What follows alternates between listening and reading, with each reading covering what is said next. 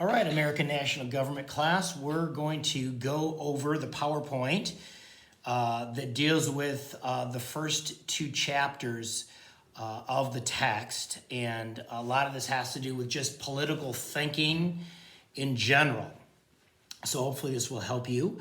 But if you've got your PowerPoint, if you can go to slide number 2, this is, again, if we were in an actual in-person class, I'd grab a marker and I'd go up to the whiteboard and we'd kind of have a long discussion. But just throwing at you a thought experiment, okay?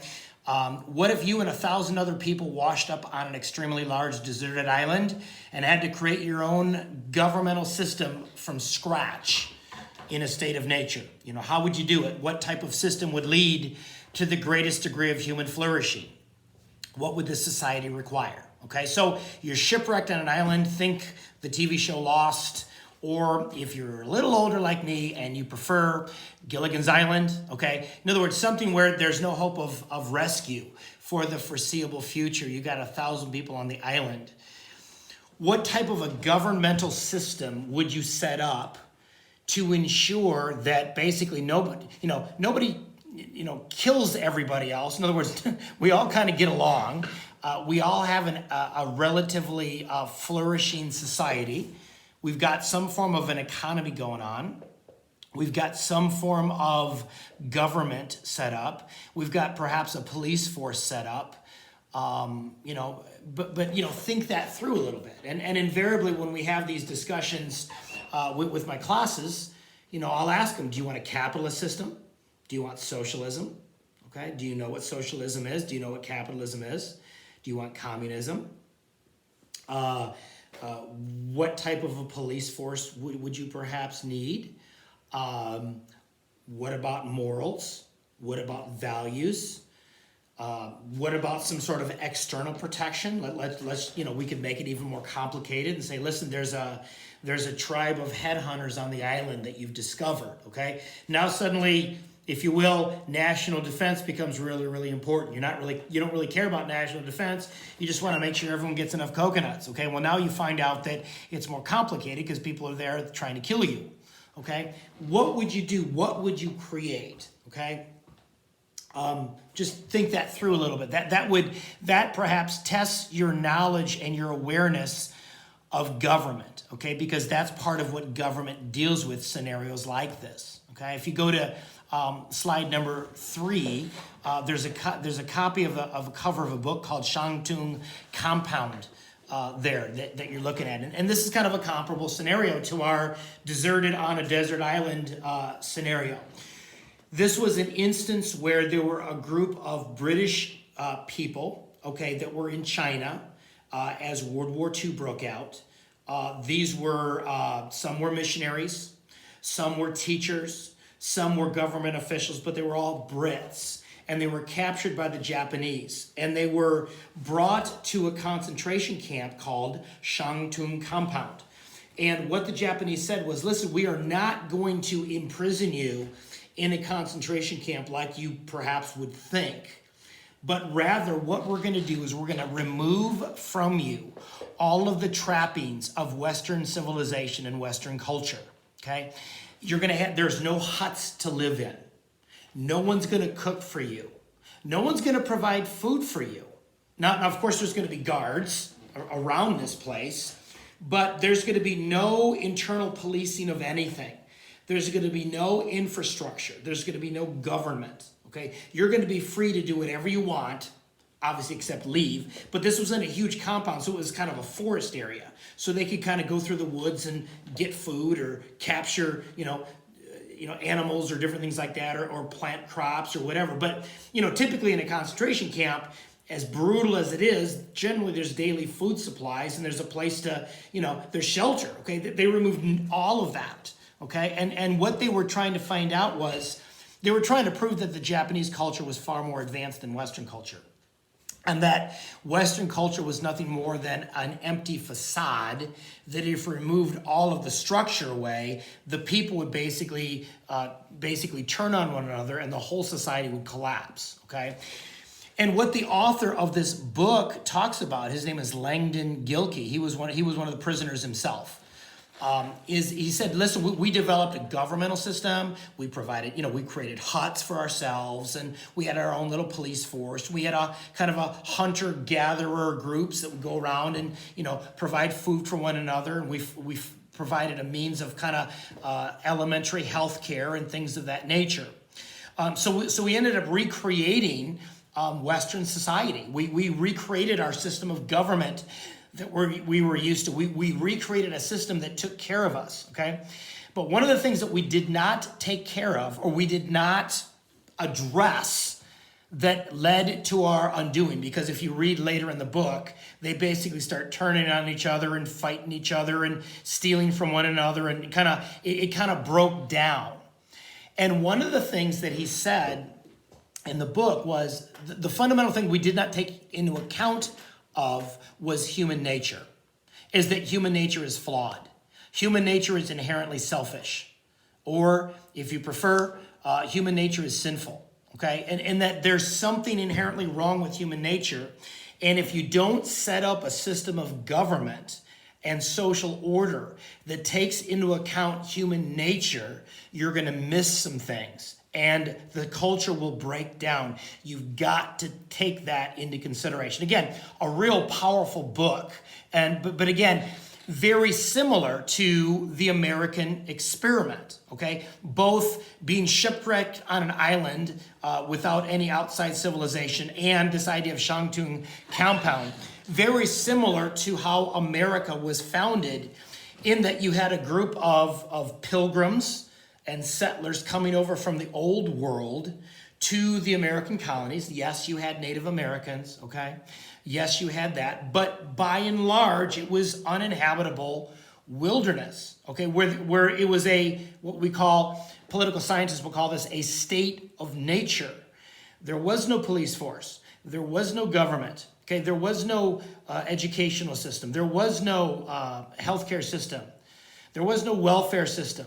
There was no national, you had nothing, and you had to literally recreate a society from scratch. Okay, that's why these exercises are very important for us, because when we're talking about government in America today, while perhaps for some of you this might seem like a dry subject, it's fascinating, because again, what would you do if you have a select group of people or a small group of people, and they're without all of the trappings of civilization, and they have to recreate a system, a structure, a society, a governmental system that ensures the greatest degree of human flourishing? What type of system would you take? What would you create? And how would you account for human nature? Okay, that's what the American founders wrestled with and wrestled through as they set up this system of government, okay? So if you go to slide number 4 in the PowerPoint, there's a quote here from James Madison, Federalist 51, one of your readings for this week. And within this particular, again, we'll get into this a little bit later, but the Federalist Papers were a series of newspaper articles that John Jay, Alexander Hamilton, and James Madison wrote, and they published them in New York newspapers after the creation of the U.S. Constitution, before it was ratified, and they were trying to basically champion the Constitution for the Americans so they would vote for it in the individual states. Okay, so they were trying to champion and provide kind of a background of this is why we set up the system of government. Okay, so it gives us the clearest expression of what they were thinking when they set up "we the people" in order to form a more perfect union, right? The opening part of the Constitution, okay? So this is what he says in Federalist 51, okay? Think Shantung compound. But what is government itself but the greatest of all reflections on human nature? So what he's revealing is how the founders set up our system of government. They wanted to set up a government system that reflected human nature. Okay, is that the best form of government takes into account human nature. The worst form of government, by contrast, ignores human nature and tries to set up something totally different that discounts how humans are wired.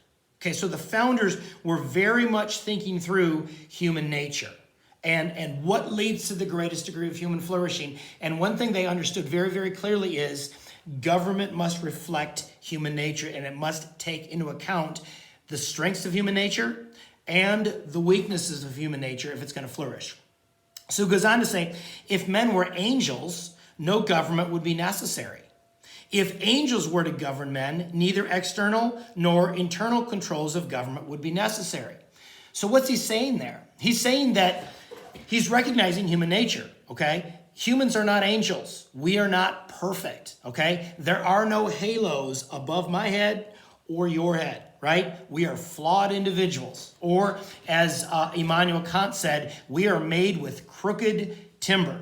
Okay, if we were perfect, if we were like angels, you wouldn't need government at all. Okay, think that through for a minute.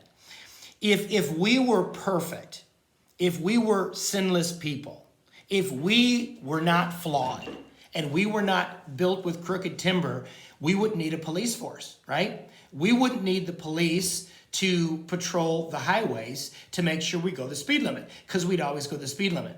And no one would ever steal, and no one would ever pirate electronic music and copy it, even though they didn't purchase it. And we can go on and on and on and on and on, right?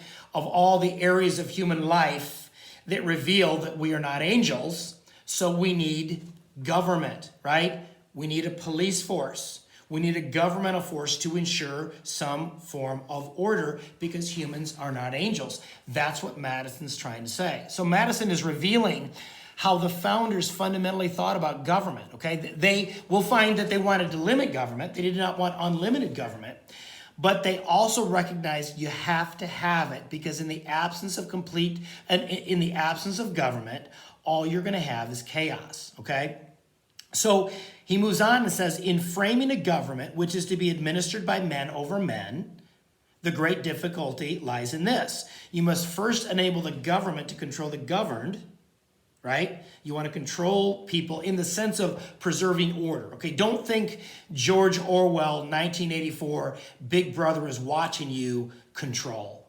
Think government ensuring order in society. People drive on the right side of the road. People actually stop at stop signs and let other people go through, right? Things, in other words, ensuring just a general sense of order that we don't all kill each other, okay? So in framing a government, the great difficulty lies in this. You must first enable the government to control the governed, okay? But in the next place, oblige it to control itself.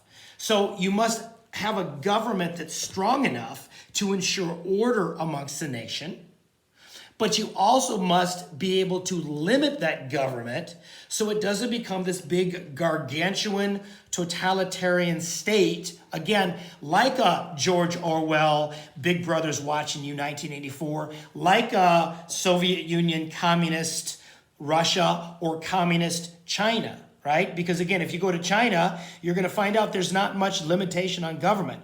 Government does whatever it wants. It suppresses speech as much as it wants. It suppresses different groups it finds disfavorable as much as it wants. Okay, so you don't want that. Think of government as a power grid. Okay, think of a power grid. Again, where I live, it's in Britain, the Bridgman area here. We've got a nuclear power plant by us.